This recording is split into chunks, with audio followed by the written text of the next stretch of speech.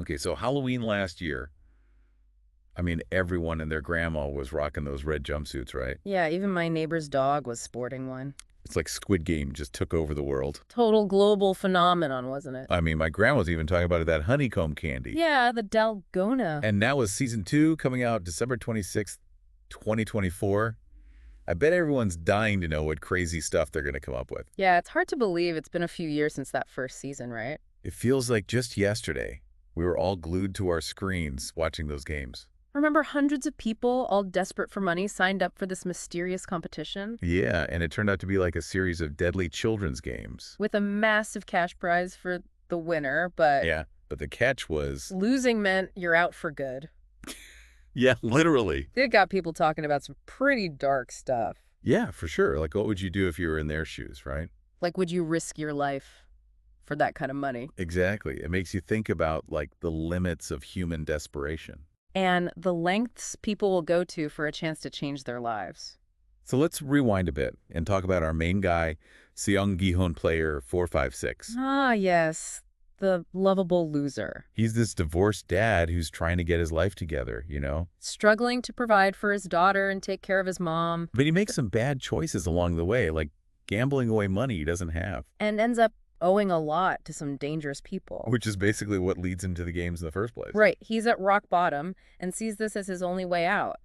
But what's interesting about Gi-hoon is he's not your typical hero, No, he's flawed, impulsive, even a bit selfish at times. Yeah, he's got his issues. But as he goes through these horrific games, you see him start to change. Like, he forms these bonds with the other players, shows compassion, He even makes sacrifices to try and help them. which is pretty crazy considering the situation they're all in. Yeah, that's what makes him such a compelling character, right? Totally. He's this everyman who's thrown into this extraordinary situation. And you see him wrestling with his conscience, trying to figure out what's right. And then there's his childhood friend, Cho Sang-woo, player 218. Ah, the brains of the operation. They grew up together, but their lives have taken very different paths.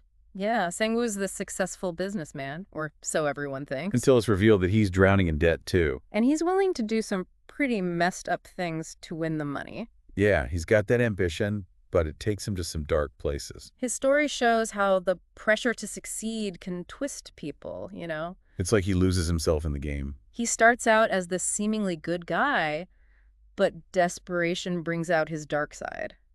And it's not pretty. No, it's a stark reminder that everyone has a breaking point. Oh, man. And let's not forget the other memorable players like, Ilnam player 001. Oh, the sweet old guy. He seemed so harmless and frail at first. Like a gentle grandpa who'd wandered into the wrong place. But there's a huge twist about him later on that'll blow your mind. Yeah, Il-nam's character is full of surprises, let's just say that. And Kang Sabayok, player 067. The tough-as-nails North Korean defector. She's in the games to try and get money to bring her family over from the north.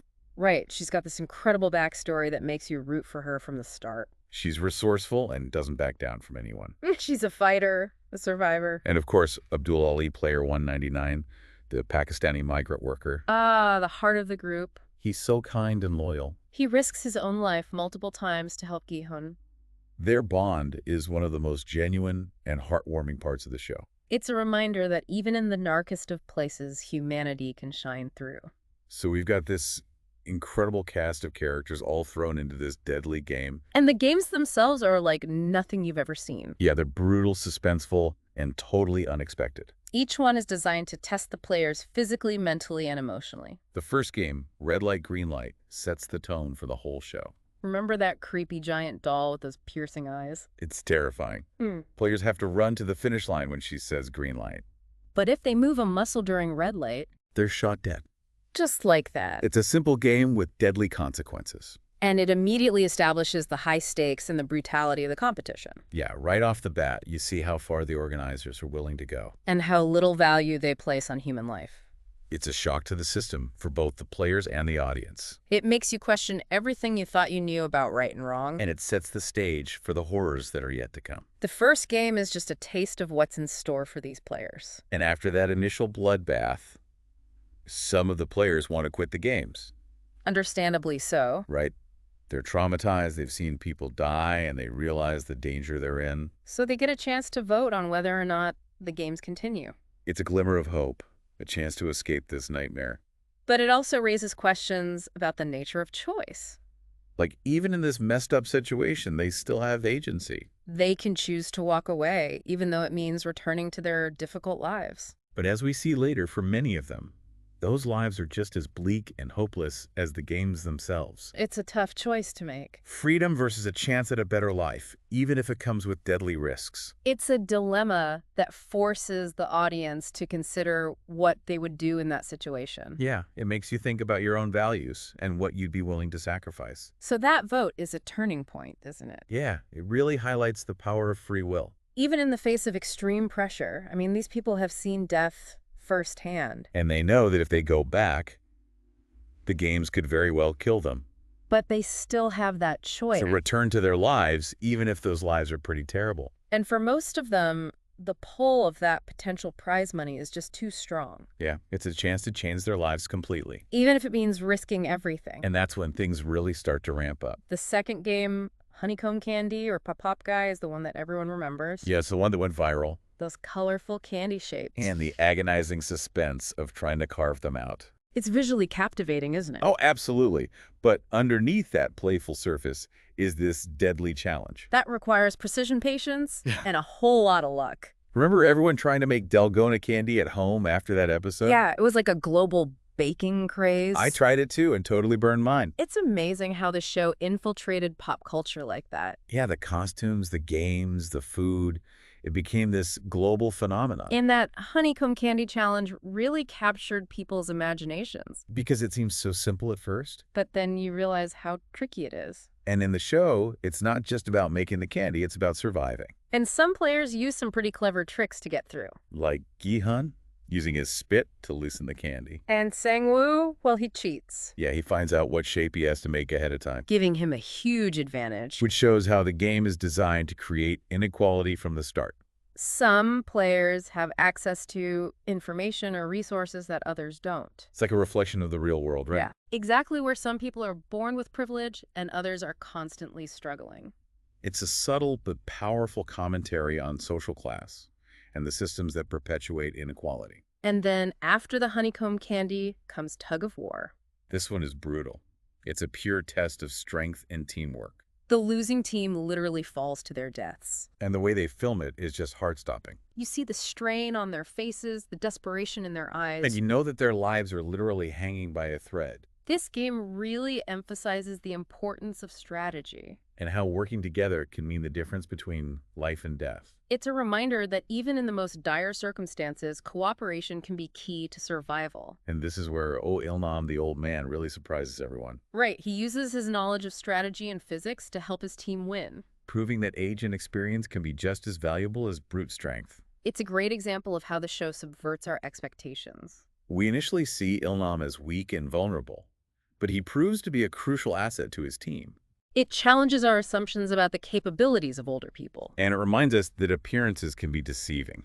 That theme of subverting expectations is something that runs throughout the entire show. Okay, so next up is the game that I think was the most emotionally devastating, Marbles. Oh, this one is a tearjerker. It's all about betrayal and sacrifice.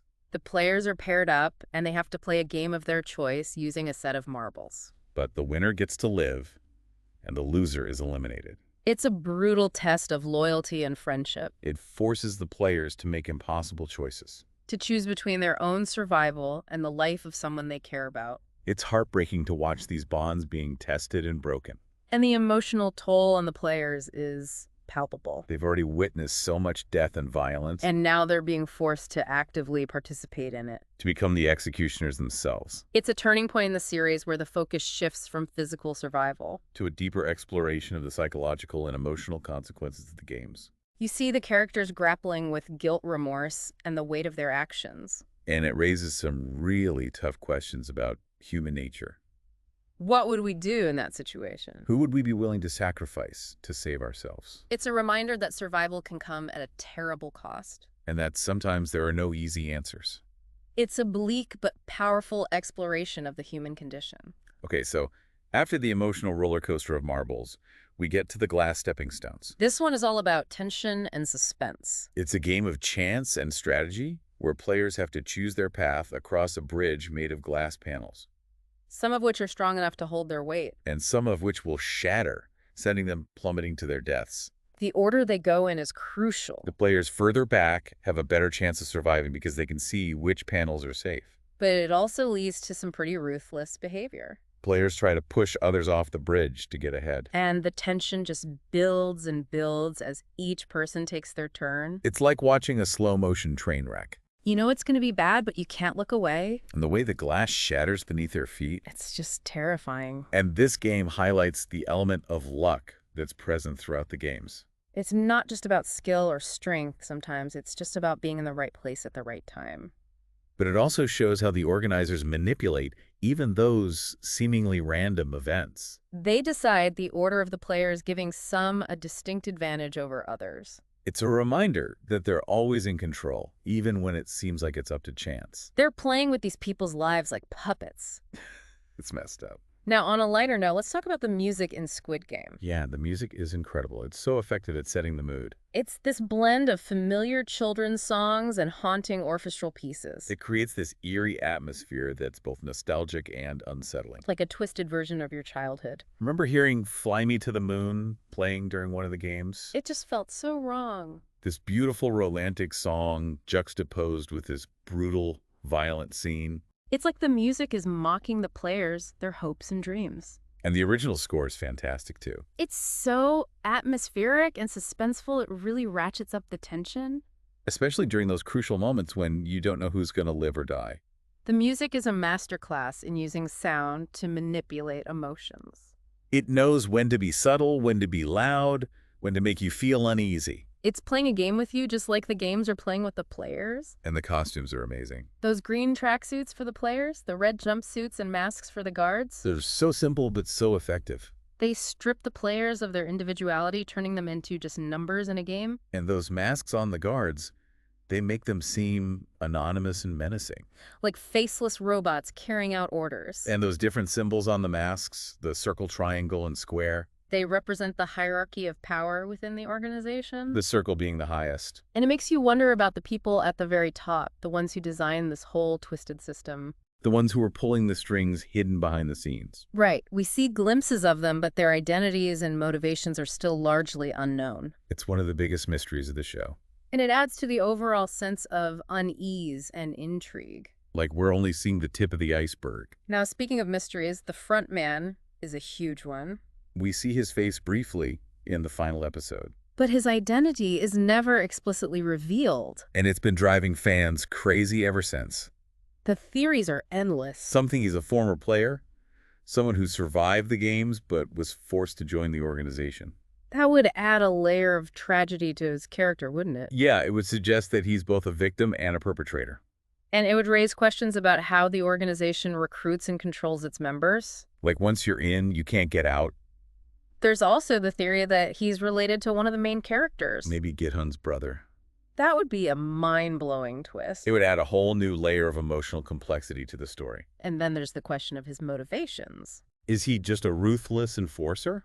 Or does he believe in what the organization is doing? Maybe he thinks he's part of something bigger, something important. Or maybe he's just doing what he has to do to survive. We don't know anything about his life outside the games. He could be just as desperate, just as trapped as the players themselves. It's one of the many questions that I hope Season 2 will answer. And then there are the VIPs. Those creepy masked figures who watch the games for entertainment. They represent the darkest side of wealth and privilege. They're so detached from the suffering of the players. They view them as nothing more than pawns in their twisted game. It's a chilling commentary on the dehumanizing effects of power and greed. They're bored, rich people looking for a thrill. And their motivations are never fully explained. Are they just in it for the gambling? Or is there something more sinister going on? Some fans believe the games are a way for the elite to control the population. To weed out the weak and maintain their power. It's a disturbing thought. But it's not entirely implausible given the themes of the show. Now, another mystery that's been bugging me is, Ilnam player 001. Why was he involved in the games? He's the mastermind behind it all, but his motivations are still unclear. He claims he wanted to experience joy and excitement before he died. But his actions suggest something deeper. Like a need for control, a desire to manipulate others. His final conversation with Gi-hoon is really unsettling. He compares the games to the real world. It's like he's saying that the same rules of cruelty and exploitation apply everywhere. It's a chilling thought. And with Il-nam's death, we're left wondering, who's really in charge now? Is the organization still running? Are the games going to continue? So many questions, and we're all dying for answers. But that's what makes the show so captivating. It keeps us guessing. It keeps us thinking. And it stays with us long after the credits roll. There's so much we still don't know about those games. Yeah, like those little details, those Easter eggs that we might have missed the first time. You know, like those shapes, the circle, triangle, and square, they're everywhere. Right on the masks, the game arenas, even the cookies. They're not just random designs, are they? No, they represent something more. Like the control the organizers have over the players. The interconnectedness of the games. It's like a visual reminder that they're trapped in a system they can't escape. And those colors, too. Green for the players, pink for the guards.